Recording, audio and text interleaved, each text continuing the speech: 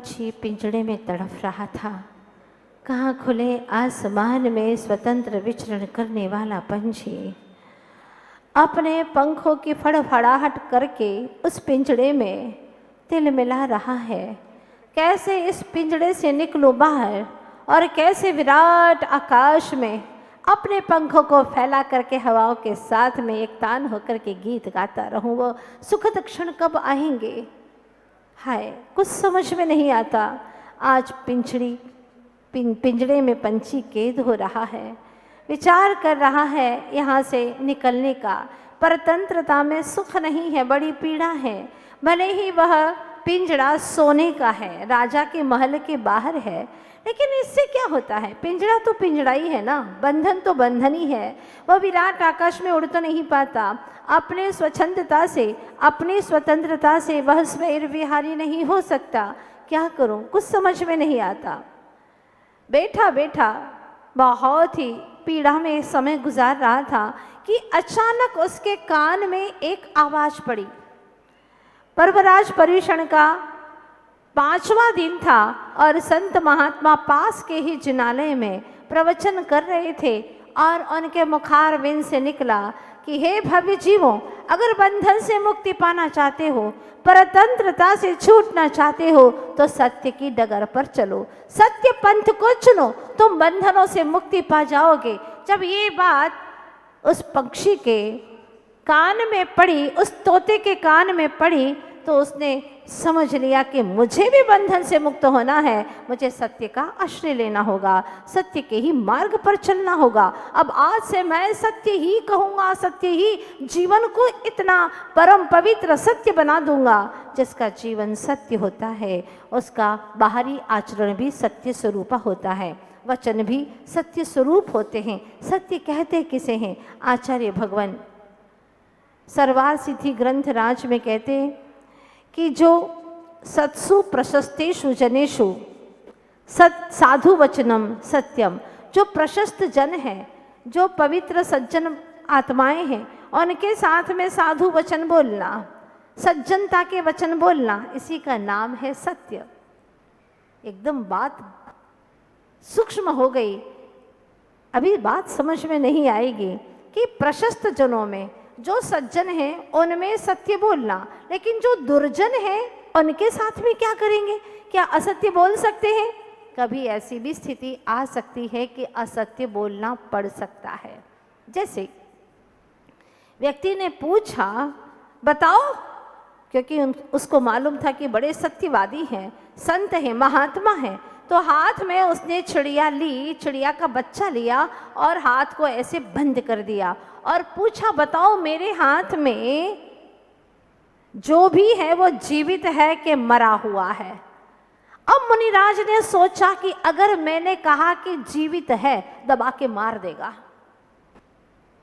तो मेरा सत्य कहना भी असत्य हो जाएगा। जहाँ जीव की हिंसा होती है ऐसा सत्य भी नहीं बोलना। अगर जीव की हिंसा होती है, जीव की विराधना होती है, तो वह सत्य बोलना भी असत्य की कोटि में जाएगा। लोग कहते हैं हम तो बिल्कुल सत्य बोलते चाहे कुछ भी हो जाए, तो ऐसा सत्यवादी भी नहीं होना कि जीव मर जाए। मुनिराज ने जब अपने ज्ञान से जान लिया कि इसके हाथ में चिड़िया का बच्चा है और मैंने कह दिया कि ये जीवित है तो मार देगा, महाराज ने कहा ये तो मरा हुआ है, क्योंकि उसके दिमाग में ये था कि मैं मुनिराज को झूठ बनाऊं।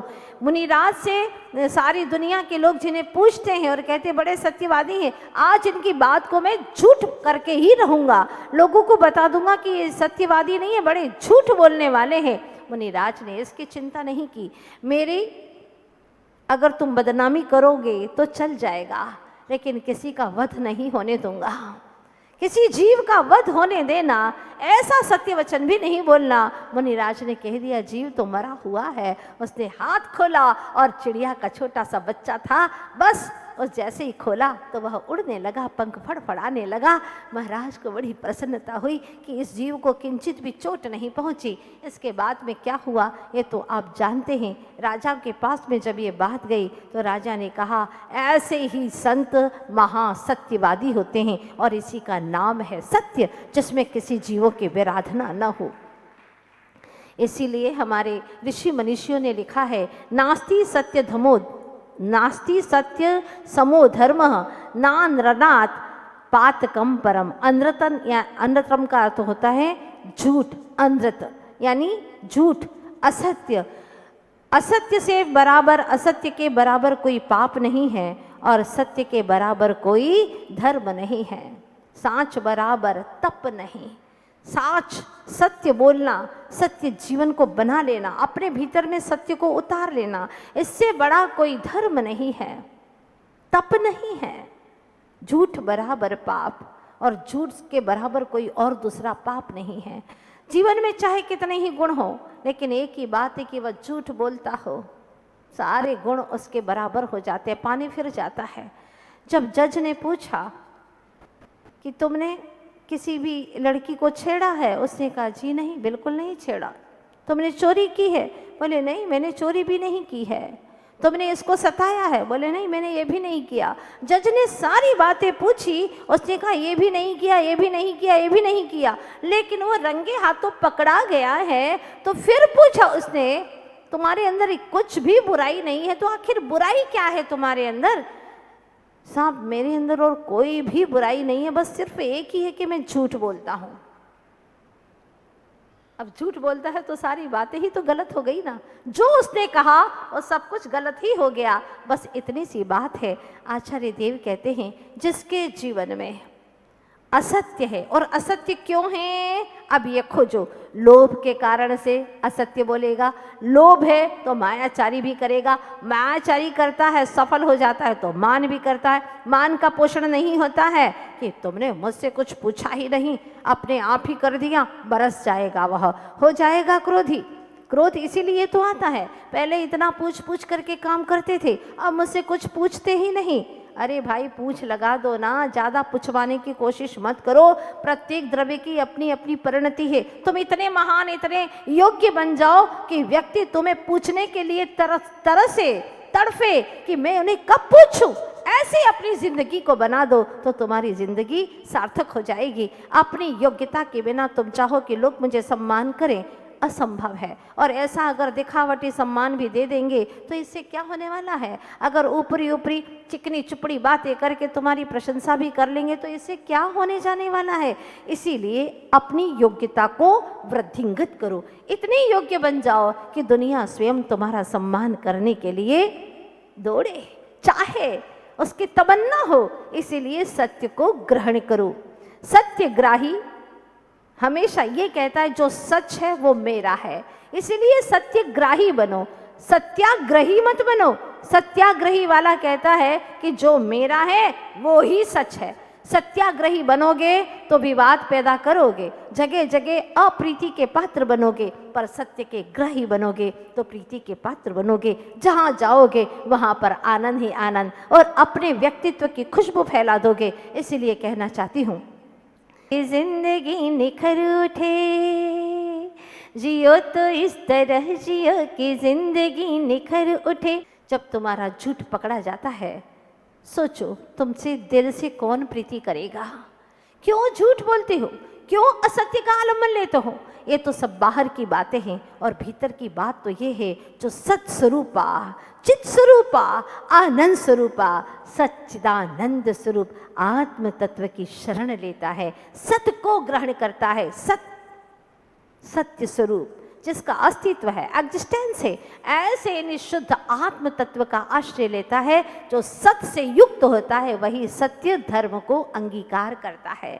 इसके लिए आचार्य भगवान कहते हैं, क्रमशः मन में, वचन में, काया में सत्यता हो, फिर सत्यानुव्रत को ग्रहण करो, सत्य महाव्रत को ग्रहण करो, सत्य धर्म को ग्रहण करो, भाषा समिति तुम्हारी अच्छी हो जाए और फिर अंत में सत्य धर्म की राह से गुजर करके आप वचन गुप्ती की ओर प्रयाण कर जाओगे। वचन गुप्ती अपने आप में बिल्कुल लीन हो जाना, मौन हो जाना। माना कि कहते हैं ना, बोलवू एक कड़ा छे, बोलवू एक कड़ा छे, पर मौन रहेવું महान कला छे।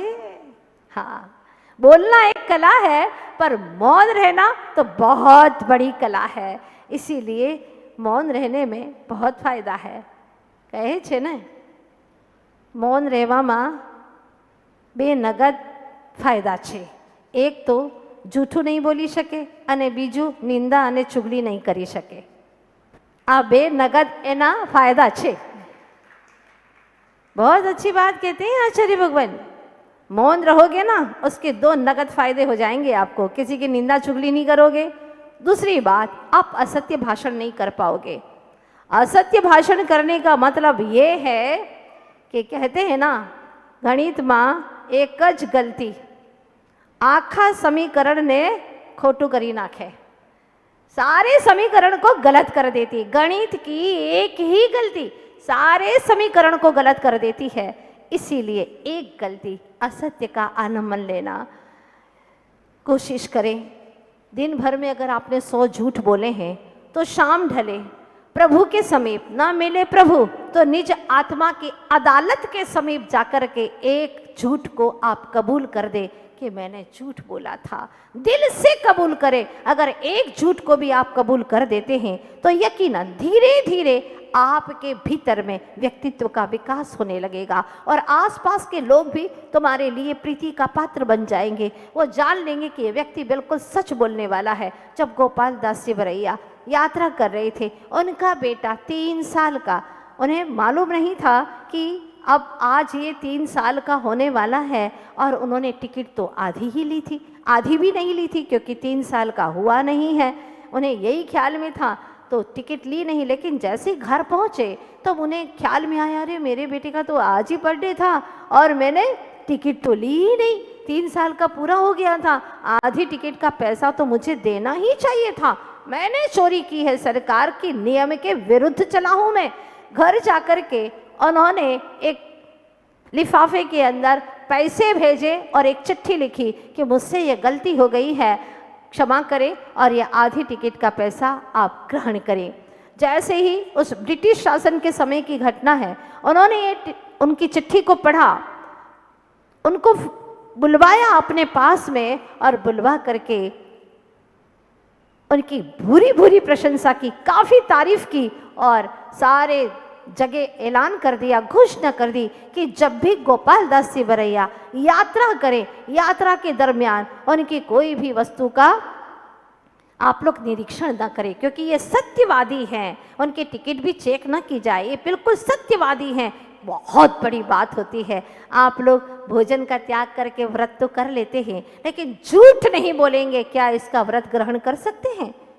बहुत मुश्किल लगता है. कहीं बोलना पड़ गया तो अरे क्यों बोलना पड़ेगा? जब तक असत्य बोलेंगे आप 4 कषायों का आलम्बन जरूर लेंगे और जब तक ये 4 कषाय रहेंगी जीवन में सत्य प्रस्फुटित नहीं हो सकता. सुना था मैंने कि एक बार 4 श्वान लड़ते लड़ते कुएं में गिर पड़े. इतनी तेजी से लड़ रहे थे कि चारों के चारों श्वान, जिसके ऊपर कुछ भी बंधा हुआ नहीं था, कुएं में आकर के गिर पड़े. अब प्रातःकाल से महिलाएं आई, ऊपर तो कुछ दिखाई नहीं दे रहा था, मर गए, नीचे चले गए पेंदे के अंदर. प्रातःकाल महिलाएं आई, पानी खींचा, बड़ी बदबू सी आ रही थी पानी के अंदर. खींचा लेकिन पीने के योग्य पानी तो था नहीं. पहले के समय में कुएं ही रहा करते थे. अब वहाँ के आसपास के लोगों से पूछा कि कुएं में बहुत बदबू आ रही है, क्या करें? तो किसी ने कहा कि देखो अगर बदबू आ रही है तो इसके लिए थोड़ी सी तुलसी डलवा दो तो ठीक हो जाएगा. तुलसी के पत्ते डाल दिए लेकिन कोई बदबू ठीक होने वाली थी क्या? दूसरे दिन तो और डबल भयंकर बदबू आने लगी. फिर पूछा आसपास के लोगों से क्या करें, कुछ समझ में नहीं आता. तो किसी ने कहा थोड़ा सा दूध डलवा दो देसी गाय का, इससे सारी बदबू मिट जाएगी. और फिर जब सलाह की बात हो ना तो फिर आप तो जानते ही हैं कि जगह जगह के लोग कितनी तरह तरह की मुफ्त में सलाह देने लग जाते हैं. हाँ, बहुत अच्छे से सलाह देते. किसी ने कहा दूध डाल दो, किसी ने कहा ये कर दो वो कर दो, लेकिन कुछ बात समझ में नहीं आई. एक व्यक्ति ने कहा कि थोड़ा सा पानी निकलवा लो आप, तो हो सकता है कुछ दिख तो रहा नहीं है ऐसा, लेकिन फिर भी बदबू आ रही है, थोड़ा सा पानी निकाल दो. 4-6 बाल्टी पानी निकाल दिया, लेकिन क्या हुआ, अब तो पानी कम हुआ तो और भी ज़्यादा ही बदबू आएगी क्योंकि उतने ही पानी में बदबू और ज़्यादा तेज़ी से फैलने लगी. सब के सब थक गए. गांव में बस एक ही ये पास में कुआं था, बाकी बहुत दूर कुआं था. अब करें तो करें क्या, कुछ समझ में नहीं आता. लोगों ने कहा देखो अपने अहमदाबाद में बहुत अच्छा पहुंचा हुआ व्यक्ति है, बहुत अच्छे तरीके बताता है, चलो अपन वहीं चलते हैं, उन्हीं से पूछा जाए। जाकर के पूछा, उन्होंने पूरी बात पूछी कि शुरुआत से क्या हुआ था। रात से ऐसा हुआ, सवेरे से पानी बदबू देने लगा और इसके बाद में तुलसी डाली, दूध डाला, ऐसा सब कुछ कर लिया, लेकिन बदबू बढ़ती जा रही, क्या करे। उसने कहा पूरा पानी खाली कराओ, जितना भी कुएं में पानी है वो सारा खाली कराओ। सारा पानी खाली किया, अंदर में देखा तो 4 कुत्ते मरे पड़े थे। जब इनको बाहर निकाला, फिर नया पानी आया और उस पानी को भी अलग किया। पूरी तरह से जब कूप साफ हुआ, स्वच्छ हो गया, तब उसका पानी पीने के योग्य हो गया। बात आपको समझ में आई कि नहीं आई? समस्या खड़ी हुई थी, लेकिन अहमदाबाद वालों ने ही इस समस्या को समाधान किया। अब आपके हाथों में है आपकी समस्या का समाधान करना। जब तक क्रोध, मान, माया, लोभ रूपी 4 श्वान हमारे ज्ञान रूपी कूप में पड़े रहेंगे, तब तक विकारों की दुर्गंध आती ही रहेगी, विभाव की सड़ांध आती ही रहेगी। तो क्या करें? इन 4 कुत्तों को निकालो। जब ये हमारे ज्ञान रूपी कूप से 4 श्वान निकल जाएंगे, फिर देखो सत्य की सुगंध, सत्य की उज्ज्वलता, सत्य की धवलता बिल्कुल हमारे जीवन में दर्शित हो जाएगी। ऐसा जीवन चाहिए। आज हम देखते हैं अरहत भगवान तो नहीं है, पर अरहंत भगवान के शब्द हैं। अरहत भगवान के शब्द तो हैं, लेकिन वो शब्दों के अनुसार सत्य दिखाई नहीं देता। अरहंत भगवान का आगम तो है, लेकिन आगम के अनुसार आचरण दिखाई नहीं देता है। जहाँ पर भी देखते हैं, जीभ पर तो चाशनी जैसी मिठास दिखाई देती है, किंतु जो जीवन है उसमें कड़वाहट है। जीवान के ऊपर जीभ और जीवन में कितना अंतराल दिखाई दे रहा है। जीभ में तो राम का नाम है, किंतु जीवन की ओर देखते हैं तो रावण जैसे कारनामों की पर्याय दिखाई देती है। जब हम देखते हैं जीव की ओर तो बड़ा आदर्श दिखाई देता है, और जीवन की ओर देखते हैं तो संघर्ष दिखाई देता है। मतलब जीव और जीवन के बीच में बड़ी गहरी खाइयाँ सी है, बड़े बड़े फासले दिखाई देते हैं। जब तक ये फासला समाप्त नहीं होगा, तब तक ऋषि मनीषी कहते हैं कि जीवन में, इस जीवन के वृक्ष पर सौंदर्य और सत्य के फूल खिलने वाले नहीं है। निश्चित बात है, जीभ तो बोलती है, बहुत अच्छा बोलती है, लेकिन जीवन उसके विपरीत दिखाई देता है। विचार और व्यवहार में सामंजस्य दिखाई नहीं देता। विचारों में तो बहुत अच्छा लगता है, लेकिन व्यवहार देखो तो बिल्कुल ही गड़बड़ दिखाई देता है। अर्थात यूँ कह दें कि दोगलापन है, दोहरापन है उसके जीवन में। मन और मुख में समरसता नहीं है, सामंजस्य नहीं है, एक रूपता नहीं दिखाई देती। अब देखिएगा, जीव और जीवन ये दोनों बिल्कुल भिन्न दिखाई दे रहे। बोलता कुछ है, करता कुछ है। मतलब ये है कि 36 का आंकड़ा है। तो आचार्य भगवान कहते हैं कि चाहे कैसी भी परिस्थिति आ जाए, कभी भी असत्य का आलम्बन मत लेना। देखना, फिर तुम्हारे जीवन में थोड़ी सी देर तो परेशानी होगी, क्योंकि सत्य परेशानी में जीता जरूर है। सत्य परेशान हो सकता है, लेकिन कभी भी पराजित नहीं हो सकता। सत्यमेव जयते, आखिर सत्य की ही विजय होती है।